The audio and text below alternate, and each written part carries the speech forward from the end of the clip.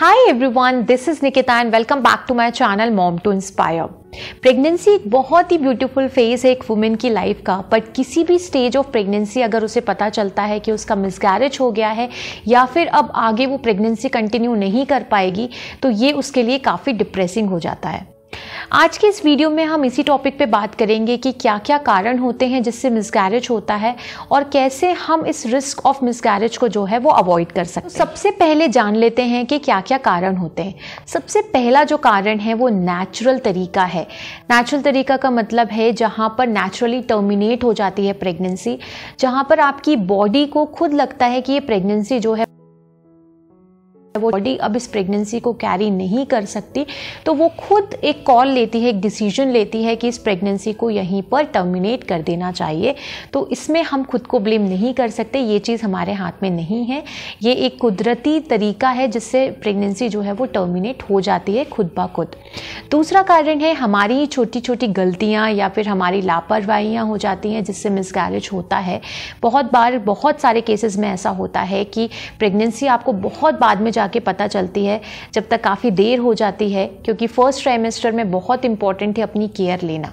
सबसे ज़्यादा जो रिस्क ऑफ मिसकैरेज है वो फर्स्ट ट्राइमेस्टर में होता है। फर्स्ट ट्राइमेस्टर में केयर करने को इसलिए बोला जाता है बिकॉज फर्स्ट ट्राइमेस्टर में आपकी प्रेगनेंसी जो है वो पक्की हो रही होती है।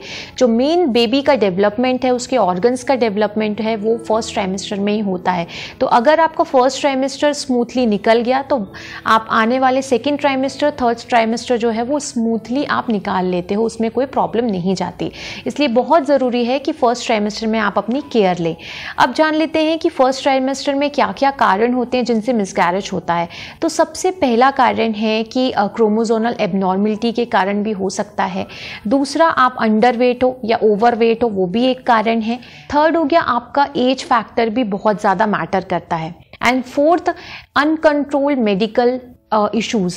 बहुत बार ऐसा होता है कि आप कंसीव करते हो, प्रेग्नेंट होते हो, उस टाइम से ही आपको जो है शुगर, थायराइड जैसी प्रॉब्लम्स जो हैं वो हो जाती हैं। बहुत सारे लोग बोलते हैं अरे हमें तो ये सब है ही नहीं, बट आप प्रेग्नेंट होते ही ये सारी प्रॉब्लम्स जो है वो आपको हो सकती हैं। तो अगर टाइमली ये डिसीज़ के बारे में अगर आपको पता चल जाए तो वो वहीं पर स्टार्टिंग स्टेज पे ही कंट्रोल हो सकती हैं।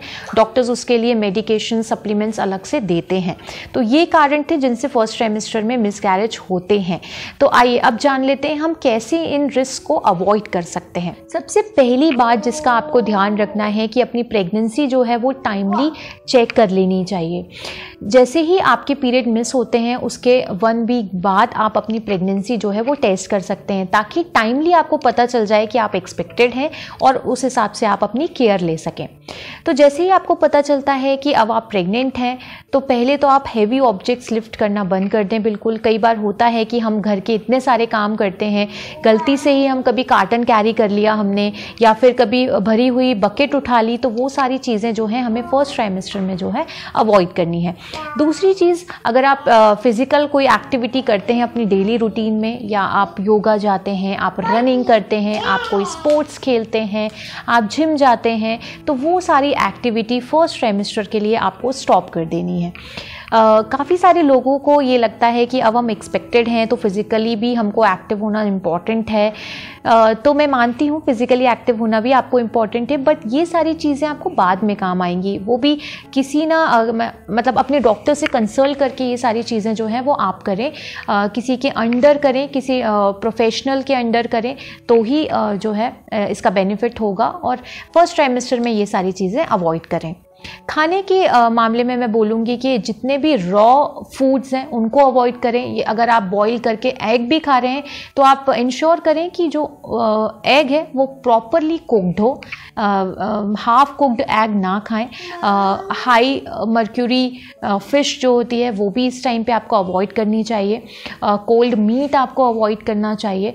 फ्रूट्स में हो गया, पाइनएप्पल हो गया, पपाया हो गए, ऐसे फ्रूट्स जो गर्म करते हैं वो सारे फ्रूट्स हमें नहीं खाने इस टाइम। नेक्स्ट आपको जिस बात का ध्यान रखना है कि आपको फर्स्ट ट्राइमेस्टर में इंटरकोर्स जो है वो अवॉइड करना है, या कैफीन इंटेक बहुत ही लिमिट में कर दें। अगर आपकी आदत है कि आप दिन भर में 2-3 बार जो है कॉफ़ी पीते हैं तो उसका इंटेक जो है वो बिल्कुल 1 टाइम कर दें। Same goes with the T, चाय की बहुत लोगों को आदत होती है, जैसे मुझे भी है, तो उसका इंटेक भी आप कम कर दें। कोई भी ऐसी चीज़ें हमें नहीं खानी पीनी है जो कि गर्म करती हैं।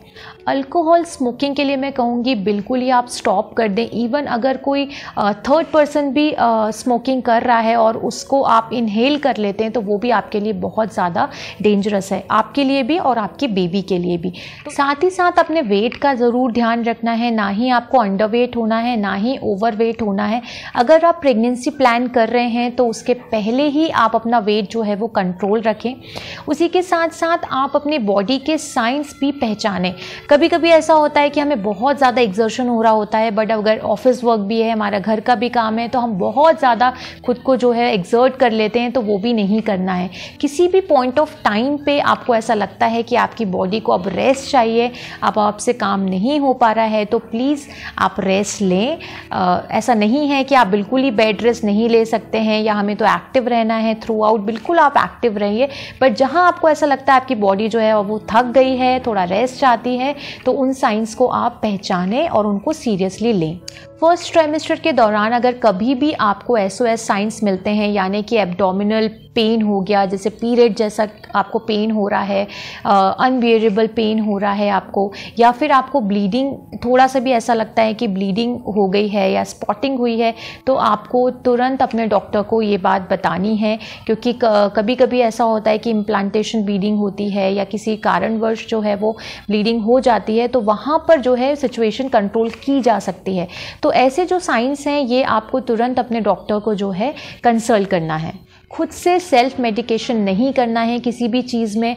ऐसा होता है कई बार कि हमें बॉडी पेन हो रहा है या हेडेक हो रहा है तो हम खुद से काफ़ी सारी दवाइयाँ जो हैं वो लेते आते हैं हमेशा, बट प्रेगनेंसी के टाइम ये सारी चीज़ें आपको बहुत ध्यान रखने की ज़रूरत है कि खुद से कोई भी मेडिसिन नहीं लेना है, आपको अपने डॉक्टर को बताकर ही मेडिसिन लेना है।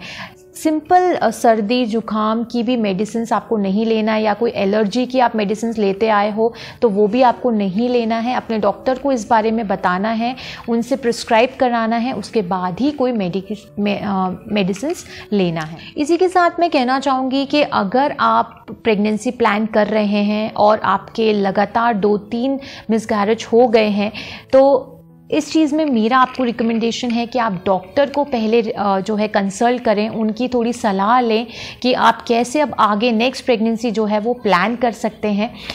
हो सकता है कभी कभी बॉडी को सप्लीमेंट्स की ज़रूरत होती है, तो आप को अगर सप्लीमेंट्स की ज़रूरत है तो स्टार्टिंग में ही डॉक्टर्स जो हैं आपको सप्लीमेंट्स प्रोवाइड करना स्टार्ट कर देते हैं। इवन वो आपको पूरा प्लान वे में बताते हैं कि आपको कब प्रेगनेंसी अपनी चेक करनी है, किस डेट पे चेक करनी है। और हो सकता है कभी कभी क्या होता है कि जैसे सेकेंड ट्राइमेस्टर में आके ये सारे मिसकैरेज के कारण होते हैं, तो मैं आपको एक आइडिया दे देती हूँ कि कई बार आपका सर्विक्स जो माउथ ऑफ यूट्रस है वो काफ़ी वीक होता है, तो बहुत बार ऐसा होता है कि डॉक्टर्स उस पर भी स्टिचेस लगाते हैं ताकि आप बेबी को कैरी कर पाएँ इजीली। तो ये सारे कुछ कारण हैं जो आपको अगर अर्ली स्टेज में समझ में आ जाए तो ये बेटर होता है, आगे जो प्रेगनेंसी हमारी स्मूथली जाए।